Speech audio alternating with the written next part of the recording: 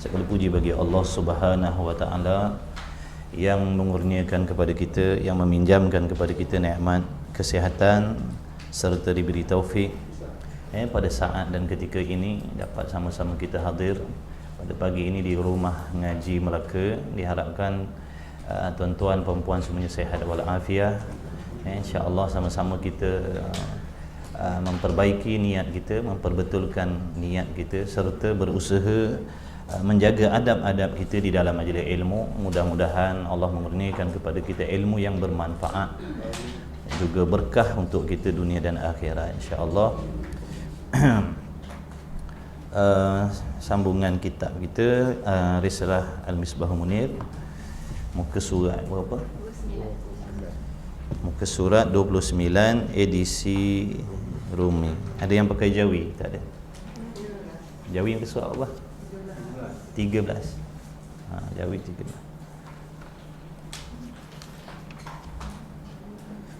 Allahumma salli ala Muhammad wa ala ali Muhammad.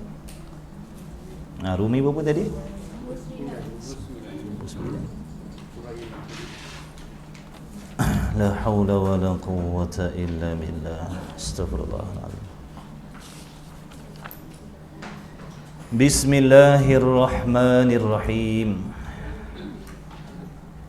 Qala Syekhul Musannifu rahimahullahu ta'ala wa nafa'ana wa iyyakum bi'ulumihi fid daraini amin ya rabbal alamin. Kata musannif,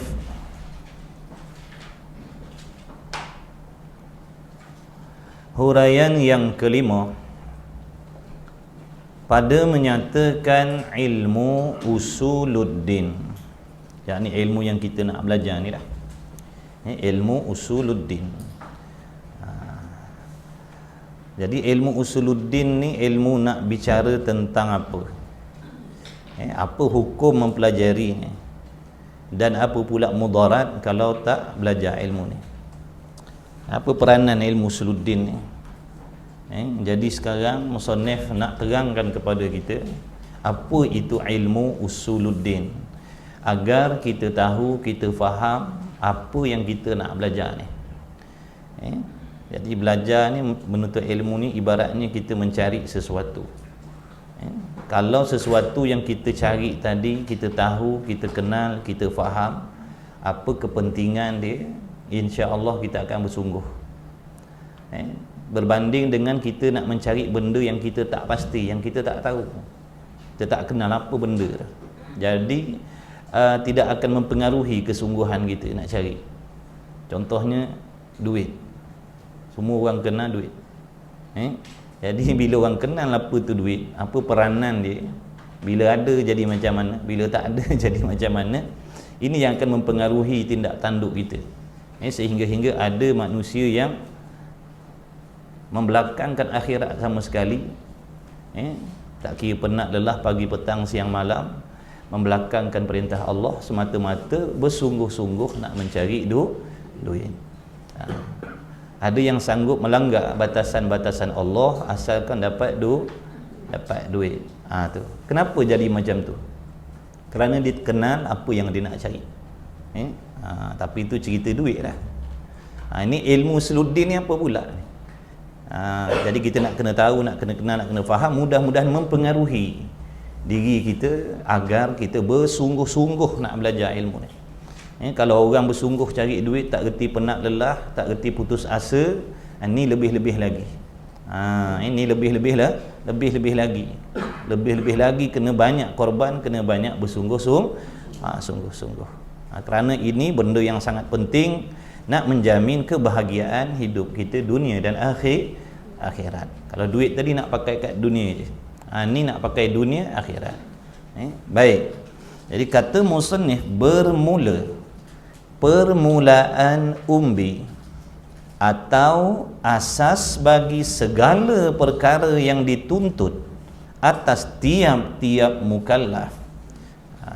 Bermula permulaan, yakni asas ataupun perkara yang sangat-sangat penting yang merupakan umbi bagi segala perkara yang Allah perintahkan ke atas diri kita.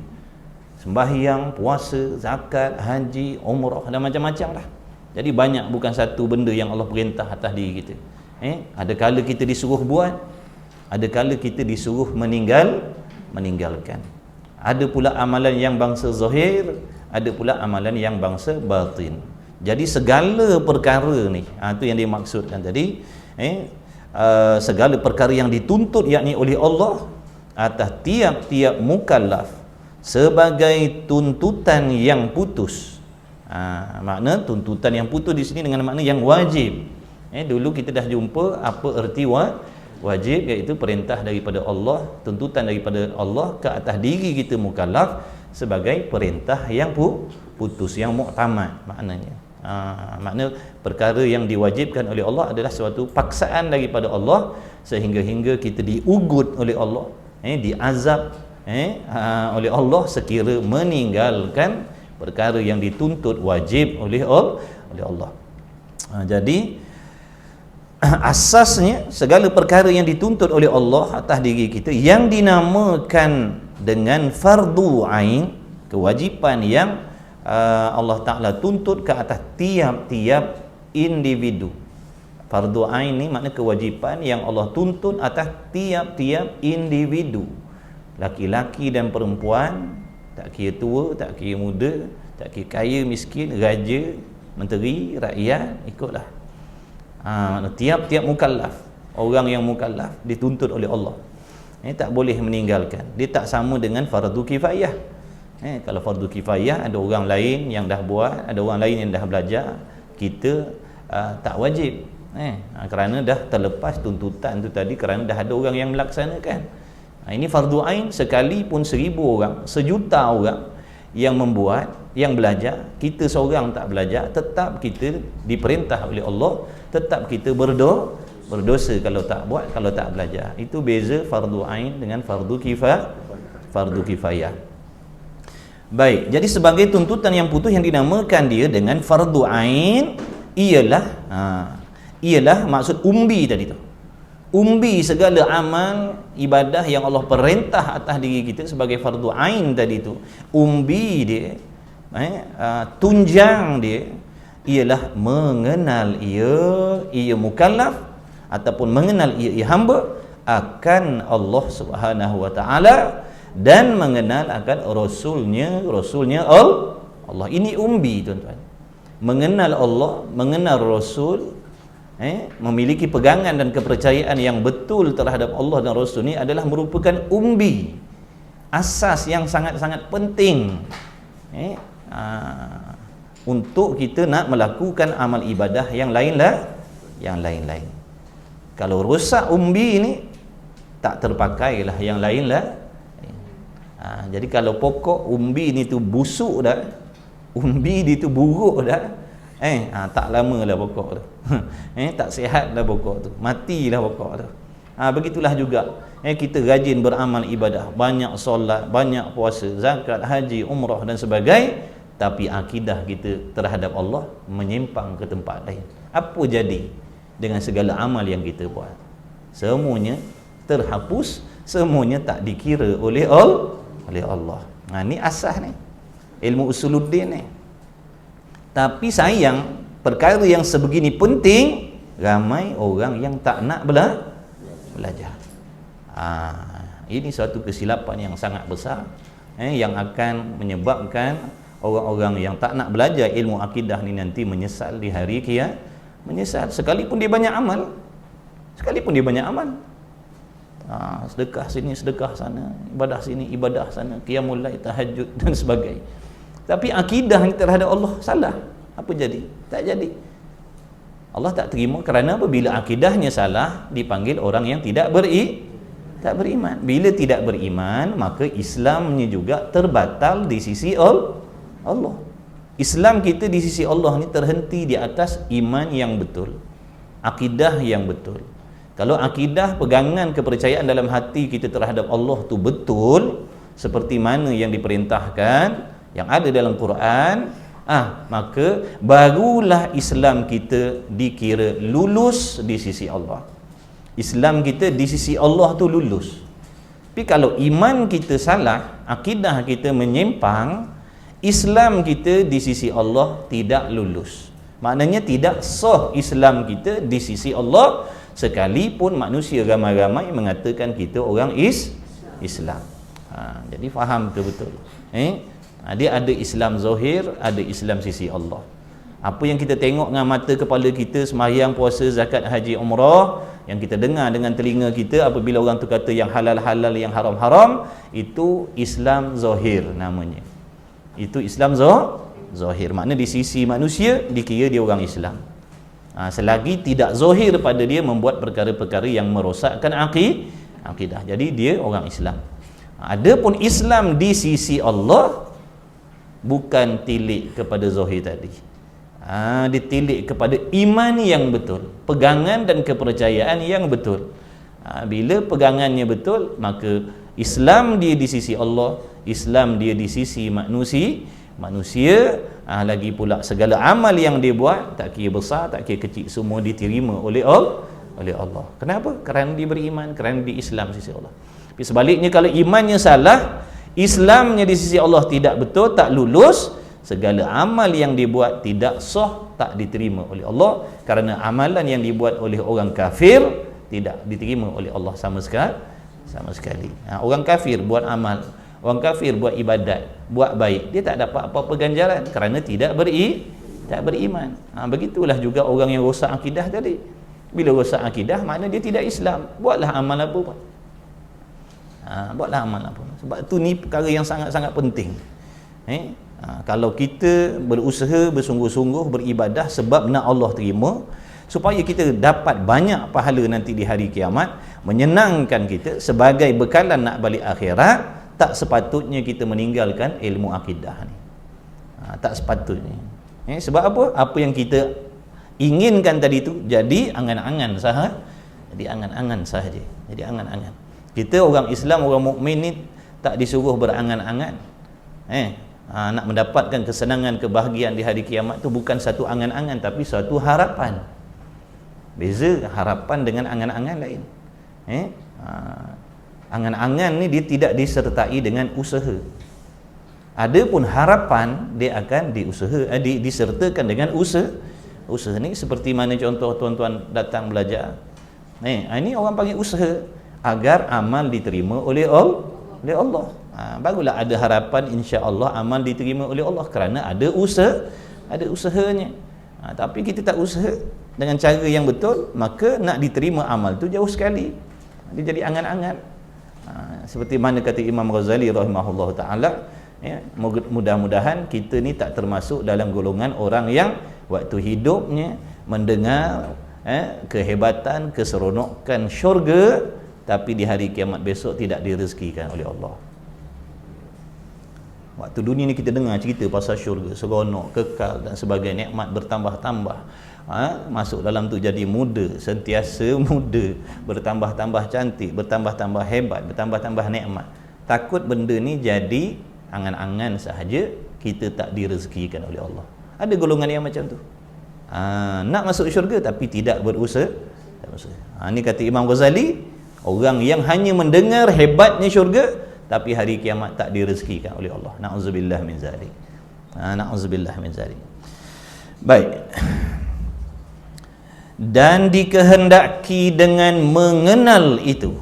Apakah yang dimaksudkan dengan mengenal Allah? Tadi kita dah tahu mengenal Allah ni merupakan asas, tunjang yang sangat-sangat penting agar amal ibadah yang kita buat yang lain-lain tu diterima oleh Allah. Baik. Jadi mengenal Allah tu apa pula? Apa yang dimaksudkan mengenal Allah tu? Bagaimana nak kenal Allah? Adakah sama seperti kita nak kenal kawan-kawan kita ataupun macam mana? Jadi mengenal ia akan Allah dan dikehendaki dengan mengenal itu, makna yang dikehendaki dengan mengenal Allah dan Rasul itu maksudnya apa?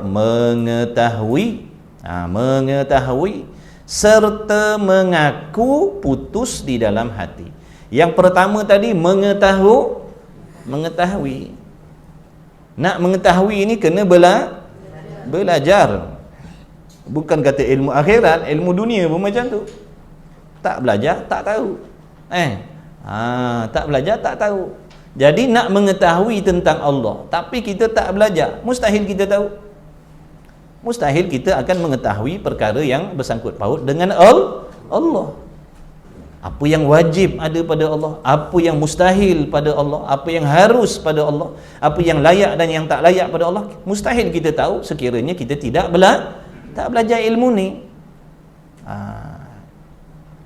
Jadi mengenal itu dengan makna mengetahui. Yang pertama mengetahui, nak kena belajar betul-betul, belajar sungguh-sungguh, dengan niat yang betul, dengan adab yang betul, kesungguhan yang betul, tak berputus asa, istiqamah insya-Allah, sehingga dia mengetahui, memahami perkara-perkara yang wajib kita tahu tentang Allah ni. Kemudian bukan sekadar mengetahui, memahami, mengaku putus di dalam hati. Maknanya apa yang kita dah faham, daripada ilmu yang kita dah belajar tentang Allah, ilmu Suluddin ni, wajiblah pula hati kita mengaku, makna membenarkan. Hati kita wajib membenarkan, menyungguhkan apa yang kita dah tahu tentang Allah tadi dan Rasul tadi. Kalau tak berhimpun dua ni, mengetahui dan mengaku ni, dia tak beriman. Dia tak beriman. Kalau semata-mata tahu, faham, tapi hatinya tidak membenarkan, hatinya sangsi, hatinya mempertikaikan, hatinya menolak, maka dia tak termasuk dalam golongan orang yang beriman, sekalipun dia tahu tentang Allah.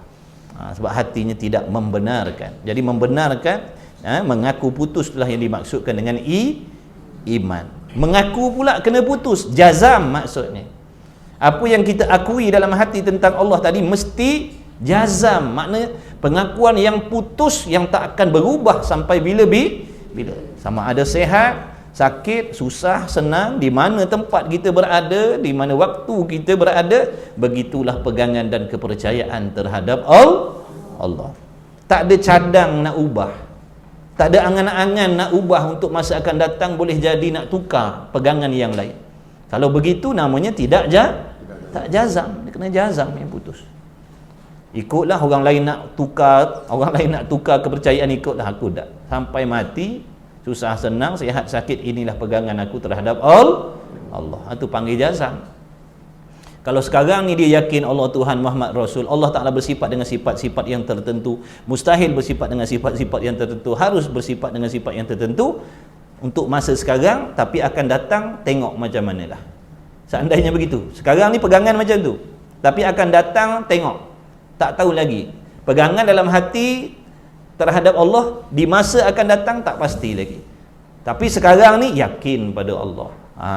Itu namanya tak jazam. Kenapa? Kerana dia ada cadang-cadang, kebarangkalian boleh jadi dia akan menukar kepada pegangan yang lain. Dia akan ubah pegangan dia. Sekarang ni dia percaya, dia yakin, tapi keyakinan itu bukan selama-lama, sementara je. Boleh jadi dia akan ubah, boleh jadi dia tak akan ubah. Itu dipanggil tidak jazam. Ini tidak putus. Mengetahui, yakin, jazam. Mengetahui, yakin serta jazam. Di dalam hati tiap-tiap mukallaf dengan tentu sungguh perkara yang wajib bagi Allah Ta'ala. Jadi dalam hati kita wajib mengaku putus, mengetahui serta mengaku putus. Apakah perkara yang wajib bagi Allah? Apa maksud wajib di sini? Ni wajib apa ni? Wajib akli. Wajib akli. Jadi apakah tiap-tiap perkara yang wajib, yakni pada akal bagi Allah Ta'ala? Mestilah kita tahu dan mestilah jazam di dalam hati. Maksud wajib di situ wajib akli, bukan wajib syar'i, bukan wajib adi, bukan wajib aradi. Dah belajar itu kan? Wajib tu ada macam-macam kan? Wajib adat, wajib akal. Tu dah belajar dah. Janganlah tercengang. Janganlah tercengang. Siapa ada ulang kaji hari tu? Alhamdulillah, semua ada ulang kaji, alhamdulillah. Tu yang suruh ulang kaji lah. Ngaji sungguh lah. Jangan bagi budak-budak pondok tahfiz yang bersungguh. Tuan-tuan ni pun budak-budak kak. Kita ni pun budak-budak je, budak-budak dalam ilmu maksudnya. Samalah kita semua sama. Budak-budak, masih lagi kebudak-budakan dalam lapangan ilmu. Sebab tu ada ulama karang kitab Hidayatus Sibyan tu. Petunjuk bagi kanak-kanak. Tapi yang datang belajar umur 80, 90. Kanak-kanak apa gitu? Mana kanak-kanak dalam belajar. Kita ni masih budak-budak dalam belajar, baru nak tahu. Baru nak usaha. Jangan perasanlah kita dah banyak ibadah. Jangan perasan kita dah banyak ibadah. Kita baru nak belajar. Baru nak belajar. Tak apalah. Daripada tak belajar langsung, belajar. Jadi siapa nak jadi muda, belajar agama. Dia jadi budak-budak. Kalau masuk pondok pun orang panggil budak pondok. Umur 90 panggil budak pondok. Allahumma salli ala Muhammad. Baik, jadi bersungguh, jangan kata aku tak boleh pandai, aku tak boleh faham. Jangan, itu semua tipu daya permainan. Dia nak psycho kita supaya jangan sebenarnya kita boleh pandai. Boleh, insya-Allah. Harap sungguh-sungguh pada Allah serta usaha. Insya-Allah. InsyaAllah kena jaga adab-adab menuntut ilmu. Di antara adab menuntut ilmu, hati kena bersih daripada sifat yang dibenci oleh Allah. Jangan ada hasad, dengki, ujub, riak, takabur, sangka jahat dengan orang. Jangan, tu semua nak kena buang. Mana kerana tak patut, tak layak. Dalam hati kita tu yang nak diisi ilmu yang bersih, kita nak masukkan sekali penyakit-penyakit, benda-benda yang tak baik. Nanti dia akan mengotorkan. Sekalipun yang nak masuk tu bersih, tapi apabila ada benda kotor yang menanti, dia akan jadi kotor gak. Ibarat hati kita ni macam gelas, kata ulama. Kalau gelas kita lepas minum Milo kita tak basuh, lepas tu kita ambil air zam-zam ke air mineral, kita tuang, dia jadi keruh. Ibaratnya macam tu lah. Yang menanti tadi kotor, walaupun yang datang masuk kemudian tadi bersih, jernih, bila sampai yang kat dalam tu jadi kotor dia. Tak jadi asli dah. Sebab tu hati ni kena bersih. Barulah yang datang tadi bersih, duduk dalam hati pun bersih. Itu ibarat mudah kita nak faham. Kenapa nak kena bersihkan hati? Supaya ilmu-ilmu yang masuk tadi jadi ilmu yang bermanfaat, ilmu yang berkah. InsyaAllah. Semua kita nak kena belajar. Kemudian jadi mengenal Allah Ta'ala ni dengan makna yang pertama, kita mesti mengetahui serta menyungguhkan perkara yang wajib bagi Allah Ta'ala. Jadi kalau orang tanya, apakah perkara yang wajib bagi Allah? Apakah perkara yang mesti sungguh, yang mesti ada pada Allah? Apa dia? Makna kalau belajar mesti tahu yang diwajibkan, yang telah diijma'kan oleh ulama, yang tak boleh tidak, mesti kita kena tahu perkara-perkara yang mesti ada pada Allah. Apa dia? Kalau belajar kita tahulah. Kalau tak belajar, tak tahu. Kalau tak belajar, tak tahu. Kalau dia tahu pun boleh jadi tak faham kalau tak belajar. Tahu tak Allah mendengar? Tahu. Faham tak Allah mendengar macam mana? Tahu tak Allah kuasa? Tahu. Faham tak apa maksud kekuasaan Allah? Tahu tak Allah Ta'ala tu satu? Tahu. Faham ke tidak apa maksud satu Allah?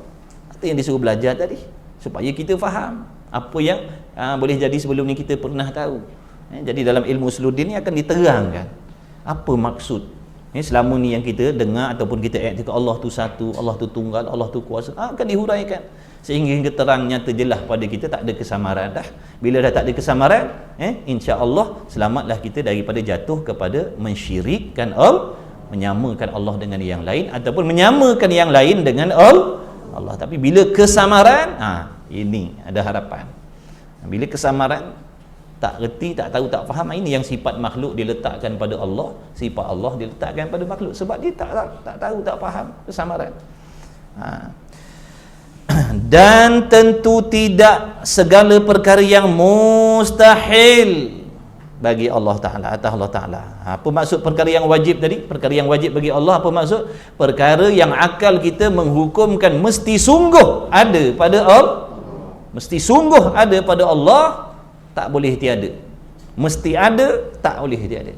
Itu maksud perkara yang wajib bagi Allah. Perkara yang mesti ada sungguh-sungguh pada Allah, sedia kala lagi dan kekal selama-lamanya tidak berubah menjadi tak berubah menjadi tiada. Ingat tu, perkara wajib bagi Allah adalah perkara yang mesti ada sedia kala lagi, kekal ada selama-lama, tidak hilang, tidak binasa. Dia tak boleh berubah daripada ada kemudian satu ketika dia boleh hilang, dia boleh berubah. Dah, itu bukan wajib.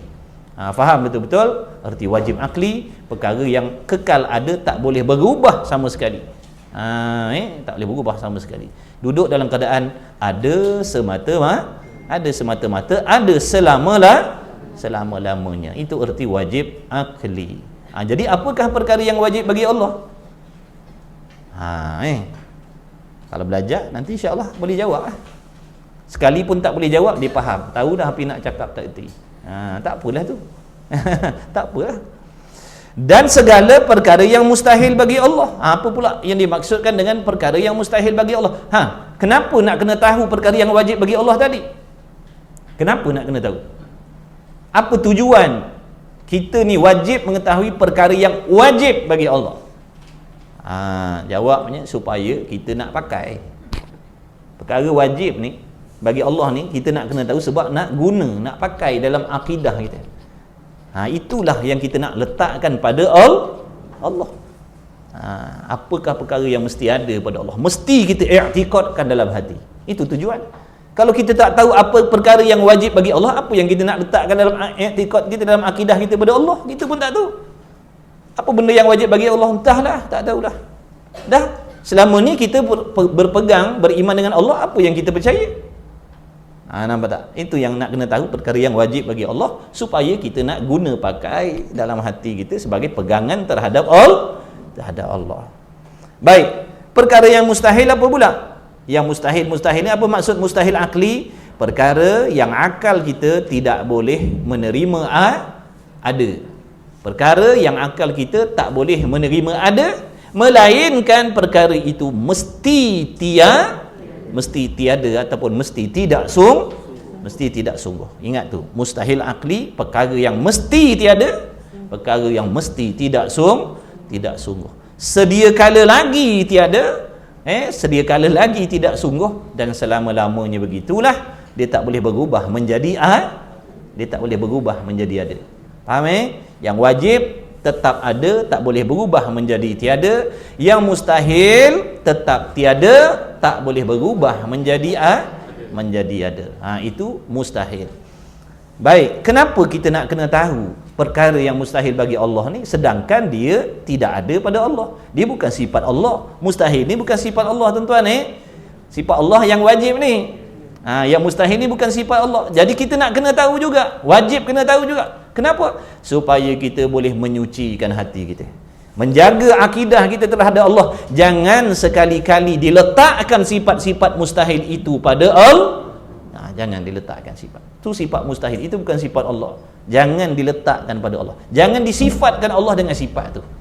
Kerana barang siapa yang meletakkan sifat tu pada Allah, maka rosaklah akidahnya. Kerana sifat-sifat mustahil ni sifat makhluk, sifat kekurangan, lawan bagi sifat kamalat, lawan bagi sifat kesempurnaan bagi Allah. Jadi yang mustahil pun kita nak kena tahu juga. Ibaratnya kalau macam jalan, kita nak kena tahu mana jalan yang elok supaya kita boleh ikut, mana jalan yang tak elok, lubang-lubang, bonggol dan sebagainya, supaya kita boleh mengelak. Kalau kita tak tahu, sedang molek, kalau jalan tempat elok, mujuk. Kalau terjun dalam lubang, sebab kita tak tahu, nampak tak? Kan kebahaya tu. Alangkah baiknya bila kita tahu ini jalan yang elok dan ini jalan yang tak elok. Jadi kita boleh waspada, berhati-hati. Kat depan tu ada kona tajam. Tu. Ada pasir pula. Jangan rebah sangat. Maksudnya gitu. Jadi nak kena tahu. Kalau tak, kita tak selamat. Tak selamat lah.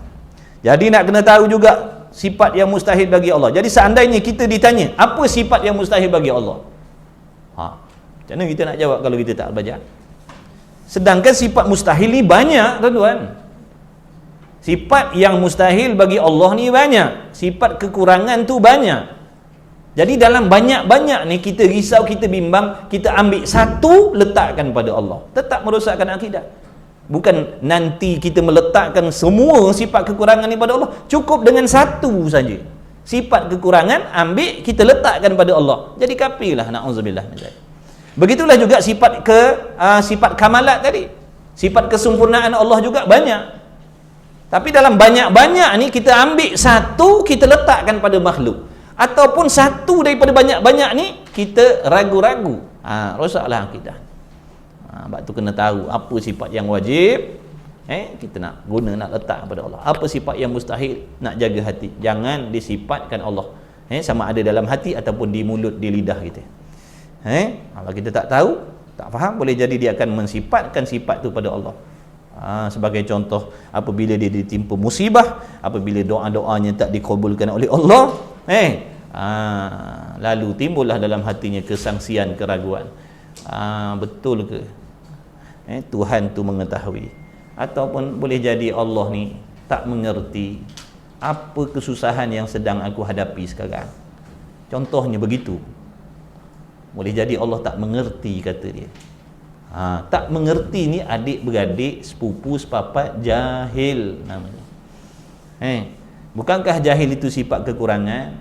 Begitulah juga yang seumpama jahil, orang panggil. Yang seumpama jahil, tak reti, tak tahu, tak faham, tahu tapi lupa, baru tahu, itu semua sepupu sepapat jahil lah tu. Kalau kita letakkan pada Allah, i'tiqadkan pada Allah, rosak akidah. Syaitan dalam hati memang sentiasa nak cari peluang. Waktu kita ditimpa bala itulah dia nak cari peluang. Bila dia timpa bala, dia timpa musibah, dia pun datang meniupkan bisikan-bisikan yang tujuannya nak mendatangkan keraguan pada Allah. Cukup dengan ragu, rosak akidah. Bukan kata tolak terus, ragu pun cukup dah.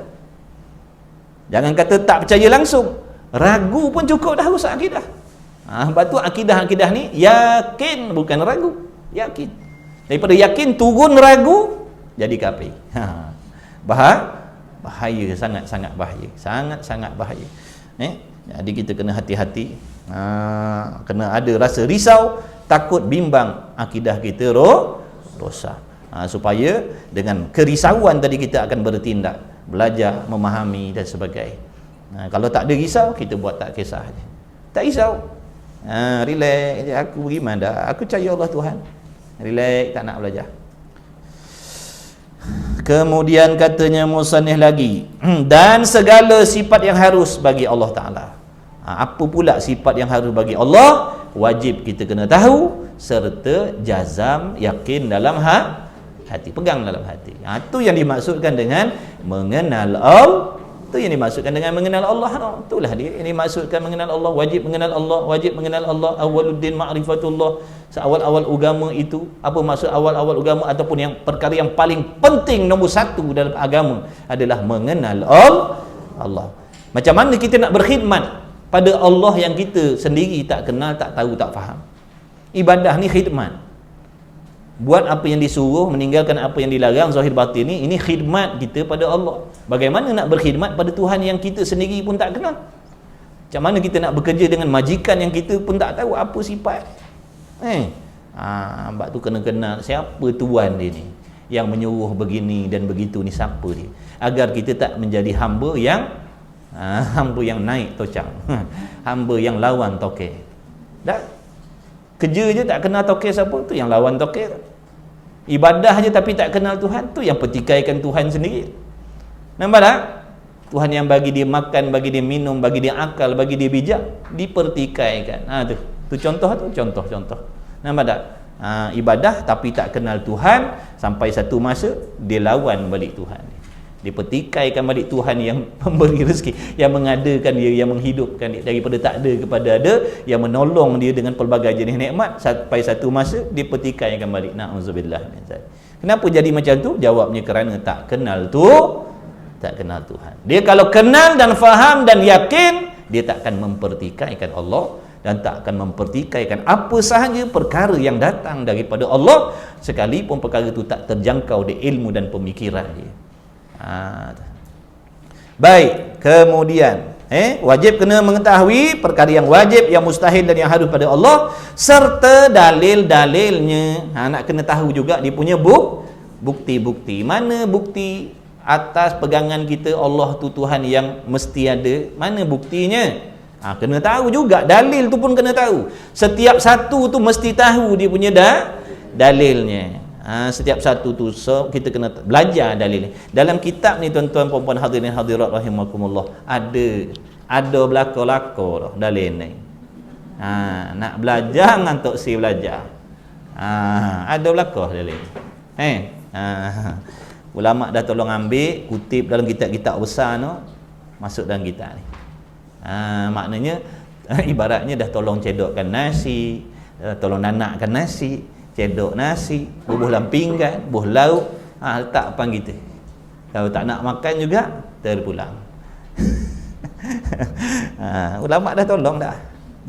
Kalau nak suruh kita sendiri cari dalam Quran, mati hidup balik, mati hidup balik, mati hidup balik pun taknya jumpa.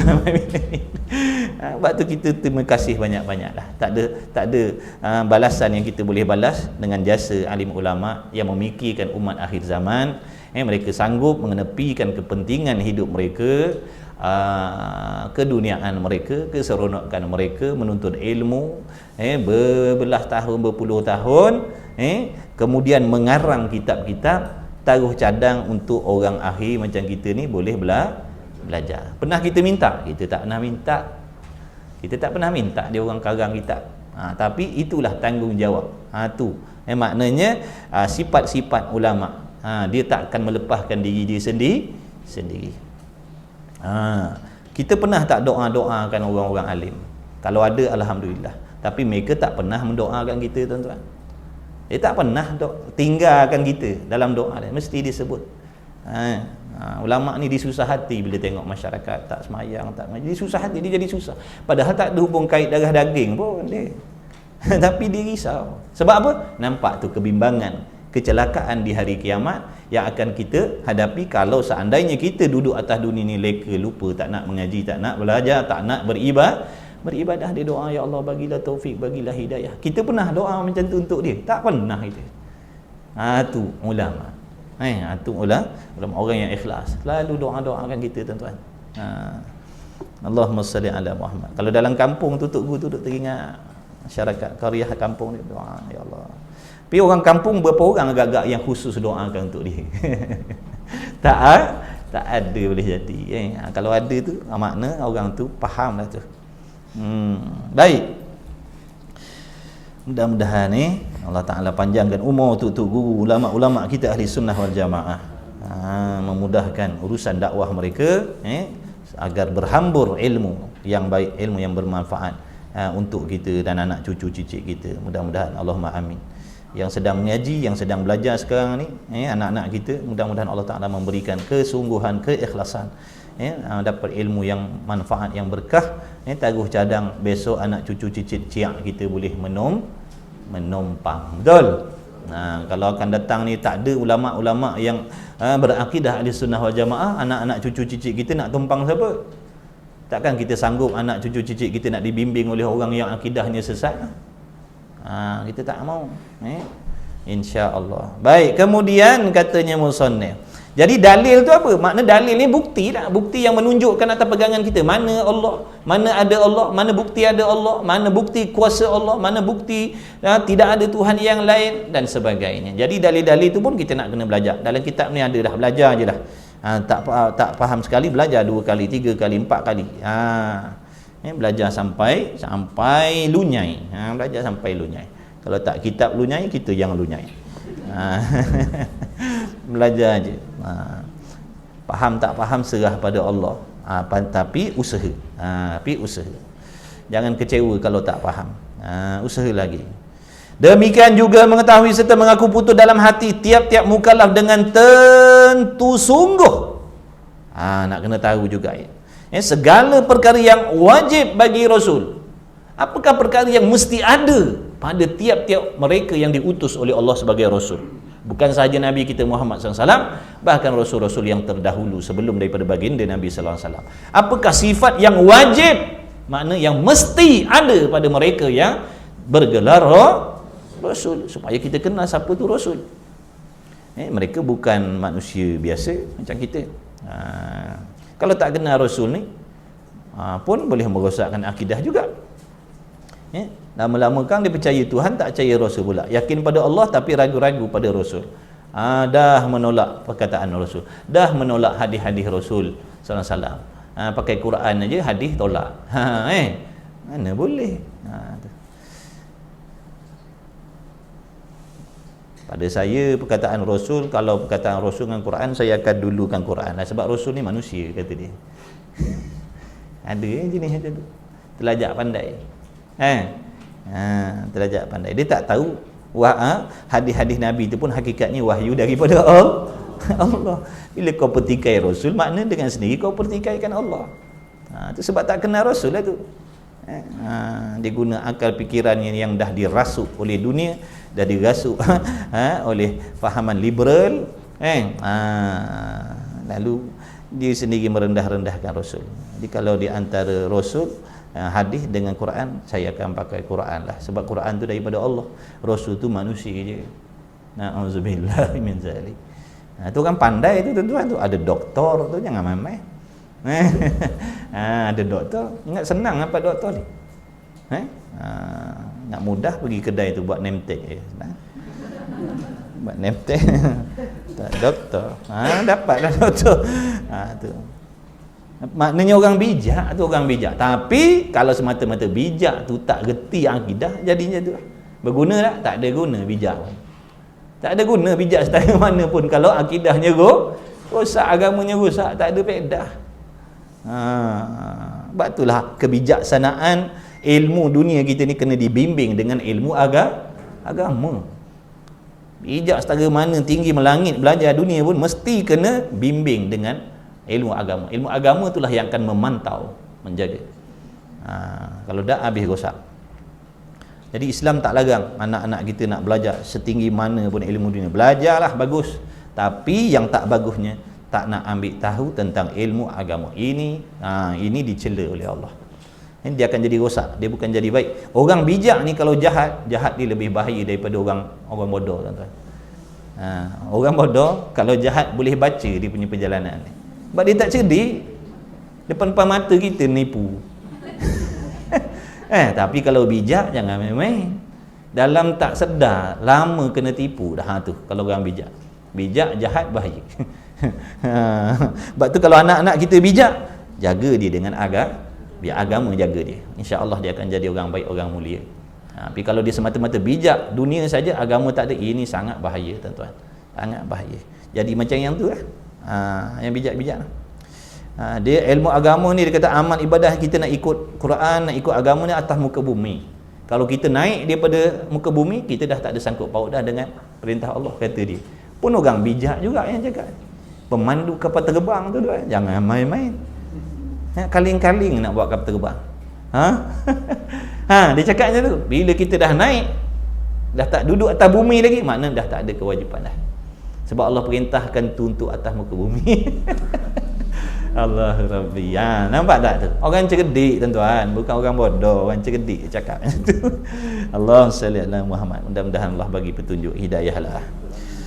Baik, kemudian jadi nak kena tahu apakah perkara yang wajib bagi Rasul, supaya kita beriman dengan Rasul, yakin dengan Rasul, jangan meragui Rasul, jangan mempertikaikan, jangan mempersendakan, serta dalil-dalilnya. Mana bukti yang kita percaya Rasul tu utusan Allah, yang Rasul tu bersifat benar, tak bohong? Mana dalilnya? Pandai-pandai ketiga orang selama ni.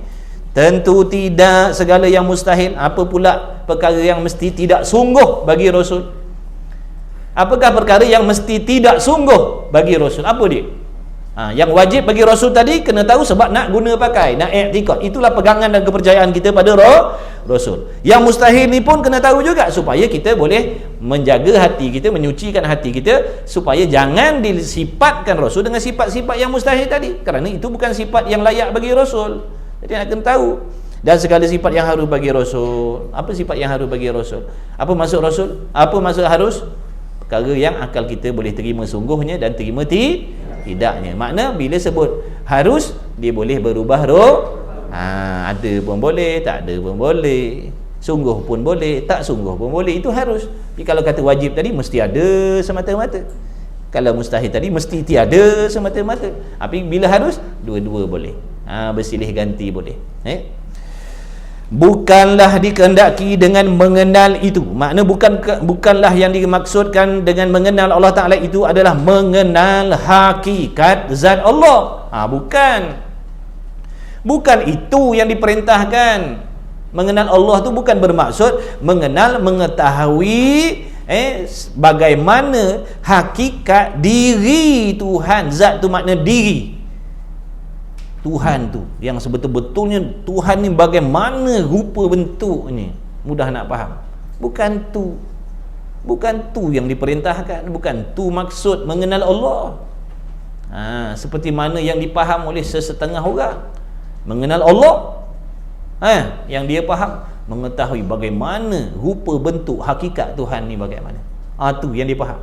Bukan tu. Mengenal Allah tadi itulah yang kat atas tu, mengetahui apa yang wajib, yang mustahil, yang harus, serta dalil-dalilnya bagi Allah. Apa yang wajib bagi Allah, apa yang mustahil, apa yang harus bagi Allah. Itu maksud mengenal Allah. Bukan mengenal diri Tuhan tu bagaimana rupa bentuknya. Bukan. Kenapa? Bukan. Kenapa? Bukan. Ni jawab dia. Kerana kenapa tidak dikehendaki mengenal Allah Ta'ala itu mengenal hakikat diri Tuhan tu? Seperti mana tuan-tuan kenal saya ni, nampak zat saya ni bagaimana, rupanya, warnanya, bentuknya dan sebagainya. Nampak tak? Bukan begitu maksud mengenal Tuhan. Ada pun mengenal kita sesama kita, ya. Rupanya macam mana orangnya, gemuk ke, keruh ke, putih ke, hitam ke, macam mana. Tu mengenal sesama kita. Ini mengenal Tuhan bagaimana? Bukan mengenal, mengetahui hakikat diri Tuhan tu bagaimana, warna, bentuk, rupanya. Wal'iyadzabillah min dzalik. Bukan. Kenapa? Kerana yang baru ataupun yang baharu. Apa maksud baharu?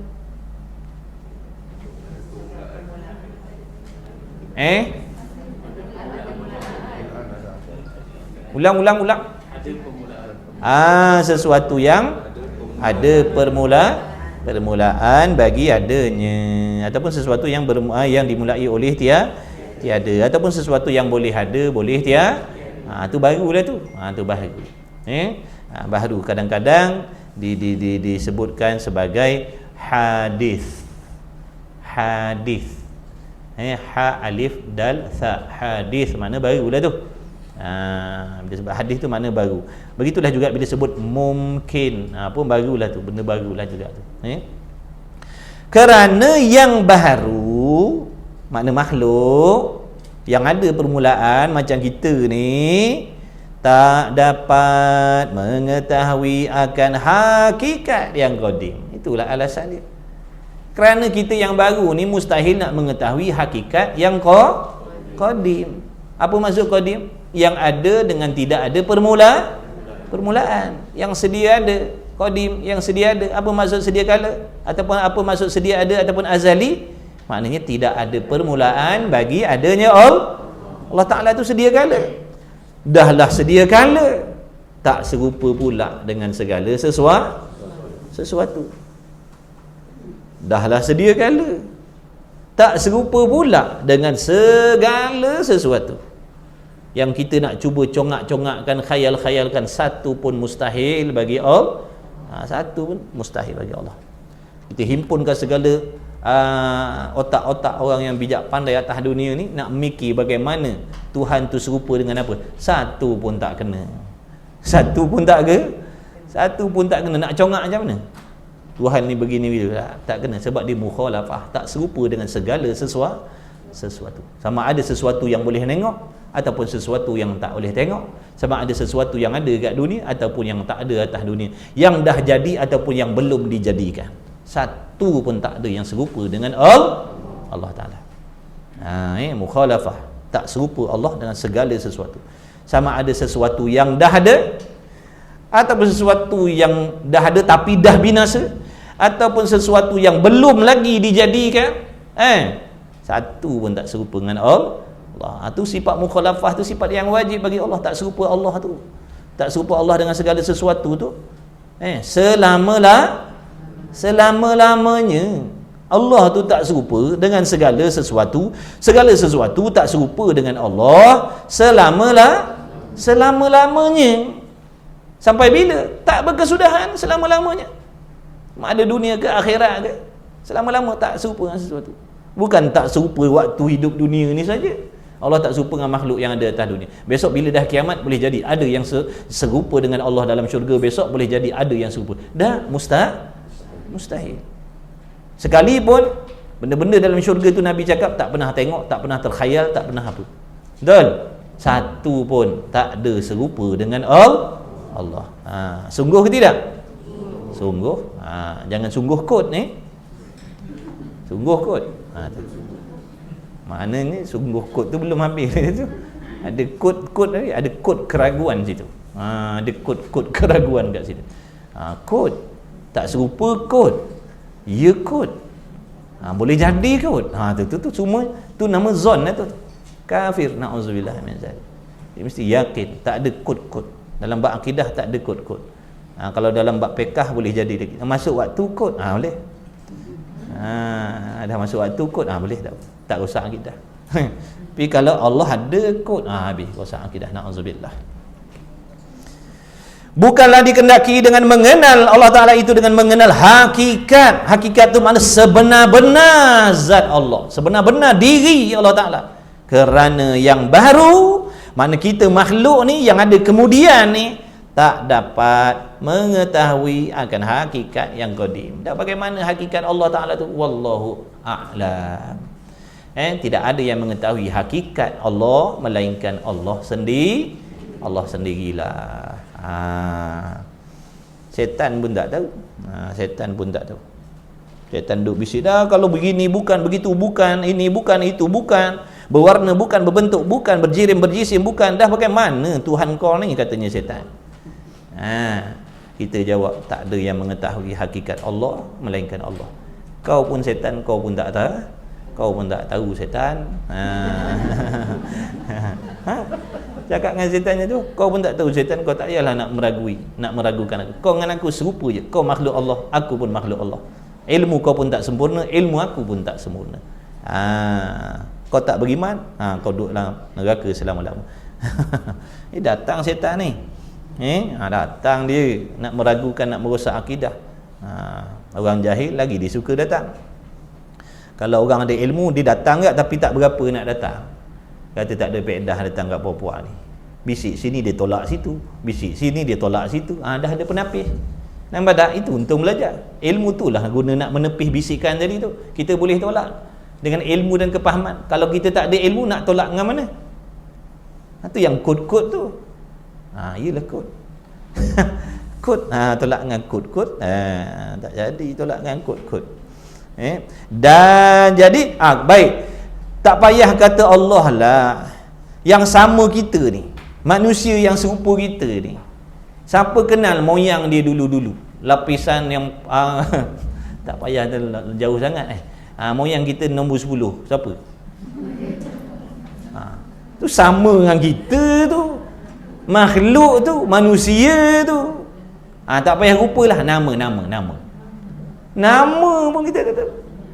Ni nak mengetahui hakikat Allah lagilah. Kita sesama kita pun tak tahu hakikat moyang aku nombor 10 bagaimana, rupanya, warnanya, bentuknya pun kita tak tahu. Ini kan Allah. Dahlah sedia kala tak serupa pula dengan sesuatu.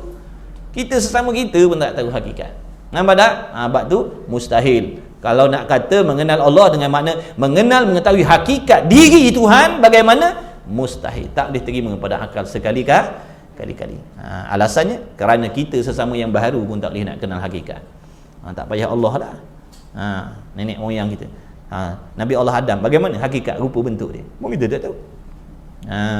Tu keturunan kita, manusia tu, makhluk tu pun kita tak tahu. Ini kan Allah tak serupa dengan sesuatu. Lagi pula dia ada sedia kala, kita kemudian baru ada. Dulu kita tak ada. Baik, itu alasan dia. Kalau ada orang ajak kita belajar mengaji, mengenal hakikat Tuhan, belajar hakikat, makrifat, hati-hati, takut nanti jadi lepat, jadi terlipat nanti. Hati-hati tu kan. Ni fardu ain ni belajar tuan. Ni yang wajibnya. Ini yang wajibnya. Memang kita tak nafikan ada ilmu-ilmu yang lebih khusus, lebih dalam nak membicarakan tentang tauhid ni. Tapi itu bukan fardu ain, itu fardu kifayah. Tak fardu kifayah. Tak belajar pun tak berdosa tu. Ini pun tak lepas nak belajar hakikat tu. Hebatlah, hebat. Nakkan hebat. Belajar pun belajar hakikat. Aku tak belajar sifat 20. Aku tak mengaji sifat 20 tapi aku mengaji hakikat. Beres. Lepas tu pandang orang lain, sifat 20 belajar. Ini hakikat. Korang belajar kulit buat apa? Orang belajar isi. Tu makan buah durian jenis telang yang kulit-kulit tu. Orang suruh kopik kulit dulu, baru ambil buah dia isi dia. Ni dah dia tak nak kopik kulit, nak telan. Dia kata bila telan isi dengan kulit-kulit masuk sekali. Ibaratnya bila belajar tu, yang ni pun termasuk sekali ya. Pergi hantar anak kita universiti terus. Tak payah hantar pratadika apa semua. Dah belajar tinggi masuk yang bawah-bawah sekali. Lepas tu cakap dah gelong, cakap aku lain lah. Banyak fitnah tuan-tuan. Sebab tu kata Imam Ghazali kata dalam belajar tu sendiri banyak fitnah dah. Dalam belajar tu, yang tak belajar dah memang tak masuk cerita. Yang nak kata yang nak belajar ni pun ramai sesat, ramai binasa, ramai musnah, ramai yang terpesong macam-macam. Sebab tipu daya syaitan tu sentiasa ada di mana-mana. Kata Imam Ghazali, janganlah kita harap-harapkan yang syaitan ni satu masa dia akan angkat bendera putih, bendera putih nak berdamai dengan kita. Jangan harap. Dia takkan berdamai sampai bila-bila selagi nyawa kita tak keluar daripada jasad kita. Selagi tu dia akan cari peluang dan ruang nak mengkapirkan kita. Kalau setakat buat dosa besar, dia belum puas hati lagi. Bukan tu target dia. Bukan target syaitan nak mengajak kita buat dosa besar. Bukan target dia tuan-tuan. Target dia nak mengkapirkan kita. Sebab kalau sekadar membuat dosa besar, masih lagi ada ruang keampunan daripada Allah. Baik kau membunuh, baik kau berzina, baik kau minum arak, apa saja jenis dosa besar, ada ruang keampunan daripada Allah. Tapi kalau syirik, Allah dah janji dah, Allah takkan ampunkan dosa syirik. Sebab tu dia akan hasut kita ke situ. Bermula daripada buat dosa kecil dulu. Buat benda makruh dulu, benda syubhat dulu, nanti lama-lama hati dah kotor, hati dah hitam, hati dah kerah, dia akan buat benda haram pula. Buat benda haram, buat tak taubat, buat tak taubat, jadi kerah hati. Jadi kerah hati, kerah tambah lagi, jadi mati hati. Bila mati hati nanti mudahlah nak jadi kafir. Hati dah mati, dah tak ada takut dengan Allah, dah tak ada segan silu dengan Allah. Bila hati dah mati, raja dah mati, habislah lah. Itu yang dia makna akan dia boleh buat benda-benda yang merosakkan akidah tanpa dia takut sebab hati dah mati. Bukan maksud bila dah sampai orang ni dia dah hasut berzina, hasut minum arak, beres dah belum selesai lagi tugas dia. Dia akan hasut sampai hatinya rosak, jahanam, mati, akhirnya rosak akidah, baru dia tinggalkan. Pandai-pandai engkau lah, aku pun takut dengan Allah, kata dia. Dah rosakkan akidah kita, dia tinggalkan. Pandai-pandailah, aku pun takut dengan Tuhan, kata dia. Na'udzubillah min zalik. Allahumma salli ala Muhammad. Dan bukanlah habis. Dan keadaan mengenal Allah Ta'ala itu, mengenal Allah Ta'ala itu yang dimaksudkan tadi itu, mengetahui yang wajib, yang mesti, yang harus, serta dalil itu maksud mengenal Allah. Dan keadaan mengenal Allah Ta'ala itu ialah permulaan dan umbi. Jadi mengenal Allah ni serta i'tiqad yang betul terhadap Allah ni adalah merupakan umbi, asas, tunjang dalam agama. Itulah, ataupun kita kata sebab itulah, nak sedap sikit, sebab itulah dinamakan ilmu ini, ilmu yang kita nak belajar ni, tentang apa sifat-sifat yang wajib mustahil bagi Allah dan perkara yang bersangkut paut dengan akhirat dengan rukun-rukun iman tu. Sebab itulah dipanggil ilmu ni ilmu usuluddin. Sebab tu lah panggil ilmu usuluddin. Usul tu makna asal-asal, tunjang-tunjang, asas-asas dalam agama. Jadi yang kita belajar ni asas-asas dalam agama. Salah tang mana, sesat tang mana, rosak tang mana? Kita belajar asas agama. Jadi bila tak faham, takut nak belajar ilmu usuluddin ni. Hati-hati. Jangan belajar ilmu usuluddin ni. Ada yang kata jangan pun dia. Yang kata hati-hati belajar ilmu usuluddin ni. Boleh rosak akidah kata dia. Pula dah. Orang nak belajar ni nak jaga akidah lah. Dia kata kalau belajar ilmu usuluddin ni silap-silap gaya boleh rosak akidah. Dia nak nyedapkan dia tak belajar tu. Dia nak nyedapkan yang dia tu tak belajar. Aku bukan tak nak belajar, tapi takutlah nak belajar ilmu usuluddin. Ramai orang jadi sesat belajar ilmu usuluddin. Tak belajar itulah yang sesatnya. Ilmu asas agama, nak belajar asas-asas agama, sesat tang mana pula. Allahumma salli ala Muhammad. Macam-macam hasutan ada. Tak cukup dengan setan manusia pula datang. Sebab itulah panggil ilmu usuluddin. Jadi kalau orang tanya belajar apa? Usuluddin. Apa maksud usuluddin ni? Asas agama. Asas agama, tunjang-tunjang dalam agama. Itulah belajar lah.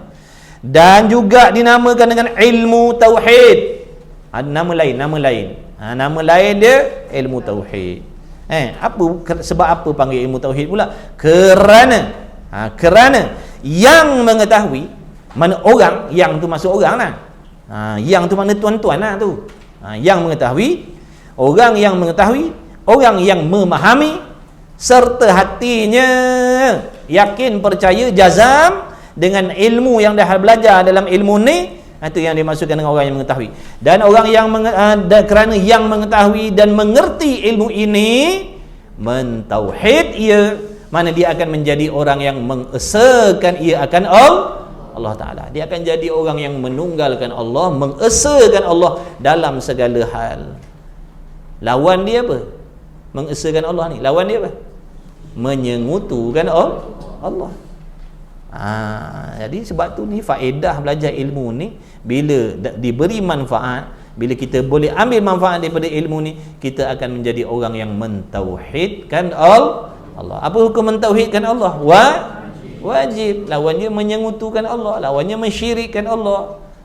Sebab itulah dipanggil ilmu ni ilmu tauhid, kerana peranan ilmu ni, faedah ilmu ni menjadikan seseorang itu orang yang mengesakan Allah, selamat dia daripada mensyirikkan Allah. Inilah cara nak menjaga diri daripada mensyirikkan Allah. Caranya mana? Belajar tauhid. Cara nak selamatkan diri kita daripada menyengutukan Allah, belajar tauhid. Itulah cara dia. Sebab ilmu ni nak menjaga kita daripada menyengutukan Allah. Sebab tu panggil ilmu tauhid. Dan juga dinamakan ilmu kalam. Panggil ilmu kalam, nama lain. Panggil juga ilmu kalam. Sebab apa pula panggil ilmu kalam? Kerana bicaraan ataupun pembahasan. Bicaraan makna penghuraian, perbahasan tentang sifat kalam Allah Ta'ala. Perbicaraan kalam Allah, maksudnya perbahasan tentang sifat kalamullah, sangat payah, sangat rumit. Bila sebut ilmu tauhid, tang kalam itulah yang rumit perbahasan dia. Itu maksudnya. Bila sebut ilmu tauhid, ilmu sifat 20, tang tentang sifat kalam itulah yang ada kerumitan perbahasan kat situ. Sehingga berlaku fitnah kepada ulama yang dulu-dulu. Sebab nak memahamkan tadi itu kalamullah tu. Ada yang mengatakan kalamullah tu makhluk, ada yang mengatakan kalamullah tu qadim dan sebagainya. Itu yang dimaksudkan. Jadi oleh kerana masyhurnya kesulitan nak membahaskan sifat kalam ni lah diletak nama ilmu ni ilmu kalam. Kalau tak belajar ni jadi kelam. Tak belajar ilmu ni jadi kelam. Bukan kelam saja, kelang kabut. Kelang kabut akidah. Sikit lagi pukul 12 kita berhenti. Tak lama dah puasa nak cuti puasa nak cuti. Berapa kali lagi kelas kita? Minggu depan last. Insya-Allah, mudah-mudahan ada kesempatan. Mudah-mudahan panjang umur, sihat tubuh badan semua. Sedang molek kita habiskan nikah, tengok insya-Allah. Baik, ada pun dan dikehendaki dengan dalil-dalil. yang dikendaki dengan dalil-dalil makna yang wajib atas tiap-tiap mukallaf itu kita kena belajar. Kan tadi dia kata wajib tahu sifat yang wajib harus mustahil bagi Allah serta dalil. Jadi dalil yang macam mana yang kita orang awam ni nak kena belajar? Dalil yang macam mana yang kita ni mesti kena tahu, kalau tak tahu berdosa. Ni dia nak terangkan. Dan dikendaki dengan dalil yang wajib atas tiap-tiap mukallaf itu, makna belajar mengetahui dalil yang ijmali. Apa dia dalil ijmali ni? Bukti yang bangsa borong. Ijmal ni makna bukti-bukti tentang ada Allah, kuasa Allah dan sebagainya, tapi bukti yang secara borong, secara ringkas, itu maksudnya. Tu dalil ijmali, iaitu yang reti tu, bukan rantai tu. Dalam kitab tu dia tulis rantai kan. Gariskan, jangan conteng-conteng, bulat-bulat, jangan pangkah-pangkah. Jaga adab kita dengan kitab. Gariskan elok-elok. Lepas tu letak nombor 1 kat situ. Tulis nombor 1 kat tepi. Mudah-mudahan yang betulnya reti ataupun mengerti. Reti bahasa dia retilah. Jadi garis itu. Letak nombor 1, nombor rujukan kat tepi tu. Nanti kalau andai kata orang lain tengok ke, kalau kita buka balik kita tengok nombor 1 apa nombor 1 ni. Ada pembetulan ni, mudah-mudahan yang betul. Mudah-mudahan yang betul, la'alla shawab. Jangan kata yang pasti betul. Yang garanti betul, jangan. Beradab dengan tuan pengarang kita. Mudah-mudahan yang betulnya. Tapi ni bukan salah pengarang ni. Ni orang yang kerja ni. Boleh jadi kerja cetak ni dia kerja shift malam, boleh jadi. Mengantuk, dia salah letak huruf situ. Jadi dalil ijmali itu ialah dalil makna bukti-bukti yang reti, maksudnya yang faham, empunya dalil. Makna kita lah empunya dalil, kita yang punya bukti tadi, kita je faham. Empunya dalil tadi dia yang mengerti bagi dirinya. Kita tahu kenapa kita beriktikad Allah tu ada. Kita tahu kerana kita ada bukti. Kita dah belajar dah. Ini bukti ada Allah. Qurannya kata begini. Huraian dalil akalnya begini. Jadi kita reti. Tapi tak semua benda yang kita reti kita boleh huraikan. Betul? Tak semua benda yang kita reti kita boleh bagi tahu orang gini. Dah. Contohnya ni dalil ijmali ni. Bila dah belajar, dengar, ulang, dengar, reti dah. Tapi kalau orang suruh cakap, minta maaf, tak reti nak cakap lah. Tu maksud dia. Yang reti bagi diri je, tetapi lemah ia empunya dalil daripada nak menghuraikan dalil-dalil tu pada menolakkan segala syubhat. Mana kalau ada kesamaran dalam ilmu tauhid, kita nak tolak dengan dalil ijmali tadi tak mampu. Makna modalnya kecil. Nak menghuraikan syubhat-syubhat ni kena modalnya besar. Tapi kalau setakat dalil ijmali, nak guna pakai untuk diri sendiri, nak melepaskan fardu ain saja. Nak melepaskan fardu ain. Jadi bila kita dah belajar nanti sampai habis, kita dah reti, untuk kita lepas dah fardu ain. Tak payahlah datang belajar lagi kat rumah ngaji ni. Dah pandai, dah hari tu niat nak belajar sampai pandai, dah pandai, tak payahlah. Betul ke? Dah nak belajar sampai bila? Sampai mati. Tak ada nak belajar sampai pandai. Kalau lama kan besok pandai dah tak datang belajar dah. Jadi boleh jadi yang tak datang tu dia jadi dah pandai, boleh jadi. Ataupun dia ada belajar tempat lain, sangka baik. Kita kata dia dah pandai pun sangka baik dah juga. Jadi dia dah pandai, tak datang belajar. Jadi tak datang belajar, bila dah pandai tak berdoa, tak ada sebab lepas fardu ain dah. Selagi tak pandai tu, selagi tu kena belajar. Jadi menolakkan segala syubhat. Makna syubhat ni makna benda-benda yang kesamaran, keraguan dalam bab akidah lah. Kan sekarang ni macam-macam. Bukan kata sekarang, daripada dulu sebenarnya. Baru sampai pada kita. Bila kita dekat dengan agama, baru jumpa benda-benda ni. Ada juga. Waktu kita tak ambil peduli tentang agama dulu, tak terfikir kita. Wahabi lah, Syiah lah, Mu'tazilah lah, kita pun tak tahu. Bila dah belajar baru tahu, ada pula. Apa benda ni? Jadi macam mana nak menghuraikan syubhah tadi, keraguan kesamaran tadi, kita tak mampu. Dengan dalil ijmali tadi tak mampu nak menolak, cuma untuk kepahaman kita, dan kita takkan termakan pujuk rayu pahaman-pahaman yang mendatangkan kesamaran tadi. Sebab apa? Kita dah reti. Kita dah tahu. Kita takkan terima sebab kita dah ada perisai dah. Dia nak dakwah gini, nak dakwah gitu, nak pusing sini dah. Aku tetap dengan akidah tu. Tu untuk dia. Tapi kalau dia tanya, cuba kau huraikan kenapa tak boleh? Oh, minta maaf lah. Tak mampulah. Nak tahu huraian dia, gilah belajar sifat 20 tu. Daripada awal sampai habis. Kamera, habis bateri ke apa? Low bateri. Low bateri.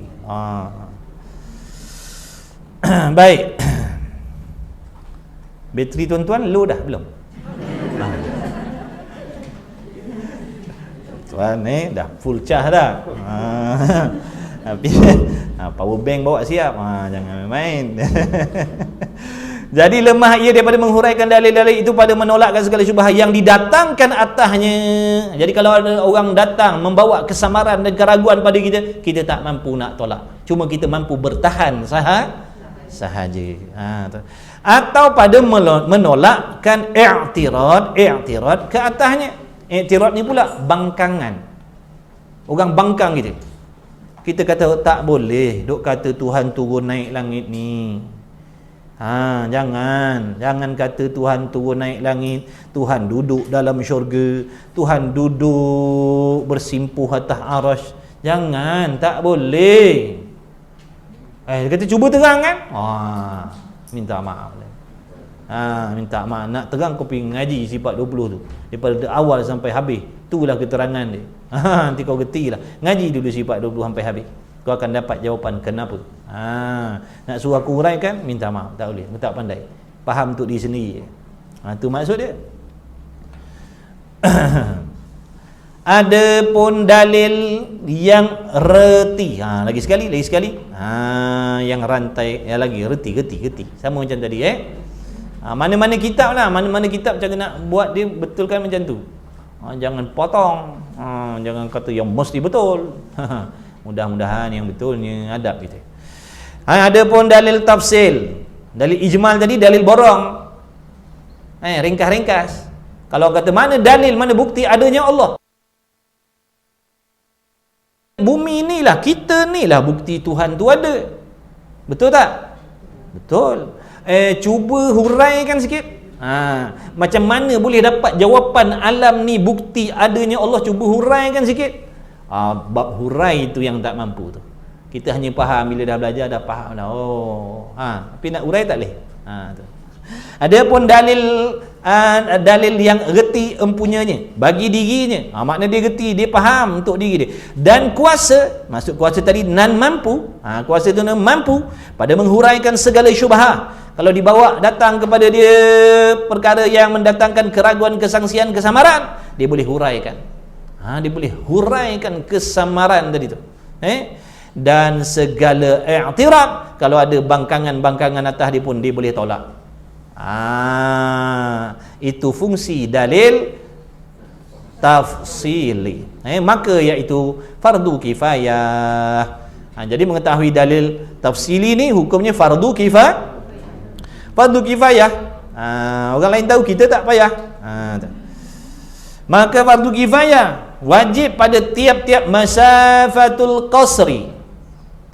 Makna dalam jarak, dalam ruang, dalam keluasan perjalanan yang mengharuskan kita sembahyang jamak, sembahyang qasar, yakni perjalanan yang harus kita qasarkan, mesti ada seorang yang mengetahui. Mesti kan ada seorang yang pandai dalil-dalil tafsili tadi. Mesti kan ada seorang. Wajib ada seorang.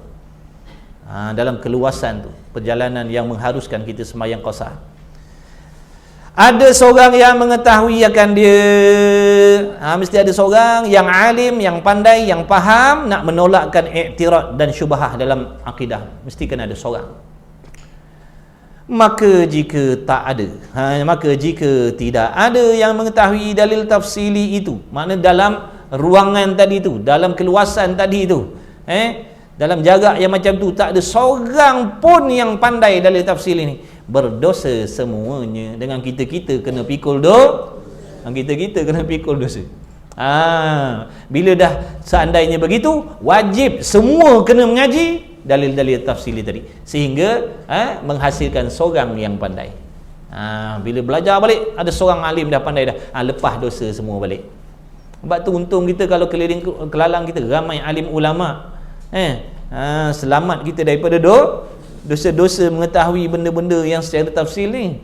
Menumpang tuah alim ulama, mujulah dia orang ada. Sebab tu kalau mati alim ulama ni, habis kita pakat pikul dosa lah. Jadi kalau ada orang hantar anak-anak belajar mengaji, bagi sokongan, bagi galakan. Sebab kita, anak bini kita, cucu cicit kita boleh nak menumpang nanti akan datang. Habis. Bermula segala yang wajib bagi Allah Ta'ala, yakni yang tentu sungguh bagi Allah Ta'ala, yang wajib atas tiap-tiap mukallaf mengetahui. Ada berapa kali jumpa perkataan wajib tu? 2 kali dah. Bermula segala perkara yang wajib bagi Allah. Maksud wajib di situ wajib akli. Yakni yang tentu sungguh bagi Allah Ta'ala, yang wajib atas tiap-tiap mukallaf. Itu wajib syar'i. Itu wajib syar'i. Makna buat dapat pahala tinggal berdosa. Yang wajib atas tiap-tiap mukallaf mengetahui serta mengaku dengan tentu sungguh di dalam hati mereka. Makna mereka mukallaf tadi amat banyak. Mana perkara yang wajib bagi Allah Ta'ala ni, yang mesti kita i'tikad dalam hati ni amat banyak, tak terhitung.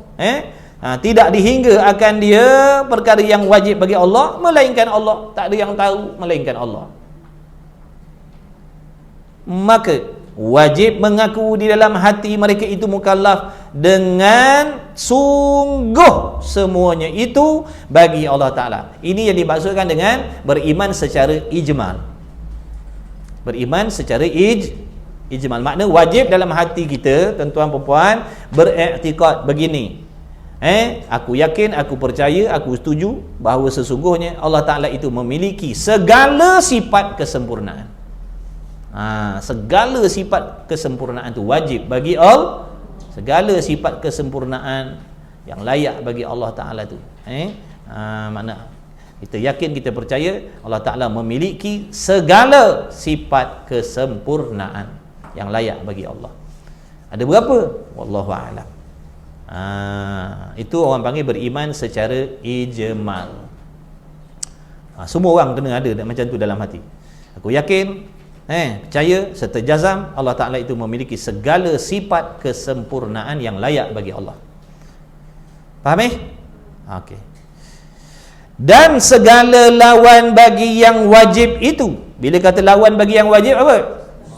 Mustahil. Makna sifat yang mustahil bagi Allah pula.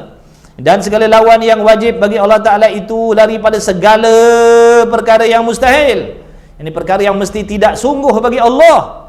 Yakni perkara yang tentu tidak atas Allah Ta'ala, yang wajib atas tiap-tiap mukallaf mengaku di dalam hati mereka itu dengan tentu tidak semuanya itu pun amat banyak juga. Maknanya yang kita nak kena nafikan daripada hati kita, jangan diletakkan sifat-sifat itu pada Allah pun banyak juga sifat mustahil. Jadi wajib, tetapi yang wajib atas tiap-tiap mukallaf mana pula? Dengan tentu tidak semuanya itu pun amat banyak juga. Jadi ini pun wajib kita beriman secara ijmal juga, dengan makna dalam hati kita membenarkan, menyungguhkan bahawasanya mustahil Allah Ta'ala itu bersifat dengan segala sifat kekurangan, ataupun Allah Ta'ala itu maha suci daripada bersifat dengan segala sifat makna sifat kekurangan. Tidak ada maha suci Allah dari sebarang jenis sifat kekurangan. Tidak ada tidak ada walaupun satu daripada segala jenis sifat kekurangan. Tak ada pada Allah. Maha suci Allah daripada sebarang jenis sifat kekurangan. Itu maksudnya kita beriman dengan makna kita menolak sifat-sifat yang mustahil tadi secara ijmal, secara borang. Mana maha suci Allah daripada segala jenis sifat kekurangan. Mana tidak ada sekali-kali pada Allah sebarang jenis sifat kekurangan. Satu pun tak ada. Satu pun tak ada pada Allah Ta'ala sifat kekurangan, tak ada. Maha suci Allah dari segala jenis sifat kekurangan. Tetapi dah walaupun sifat yang wajib bagi Allah yang mesti kita kena tahu sebenarnya hakikat sifat yang wajib bagi Allah tu banyak, yang mustahil juga banyak, Tetapi yang wajib atas tiap-tiap mukallaf mengetahui serta mengaku sungguh di dalam hatinya dengan bilang satu-satu itu 20 sifat. Sekalipun banyak, tapi yang wajib pada syaraknya, atas diri kita laki-laki perempuan ni belajar serta beriman satu-satu sebanyak 20. Yang banyak tadi tu iktikad secara ijmal. Tapi yang ni kena kira satu-satu. Ini tak boleh ijmal, ini tak boleh borok. Ada 20. Jadi yang 20 ni kita kena tahu satu per satu. Tiap-tiap orang satu persatu kena tahu apa dia satu persatu daripada 20. Kena tahu wujud tu apa maksudnya, apa ertinya, mana dalilnya. Lawan bagi wujud tu apa pula? Tiada Allah. Tiada Allah tu apa hukumnya? Mustahil. Apa maksudnya? Hurai mana dalil? Tu mana kena tahu tiap-tiap satu daripada 20 tu. Kan banyak pun 20. 20. Sikit-sikit lama-lama nanti habis lah. Sikit-sikit. Jadi 20 tak boleh tidak? 19 tak boleh. 10 tak boleh. Dah kalau saya hafal dah, saya dah lama dah hafal sifat 20. Faham tak? Taknya faham. Tak lepas.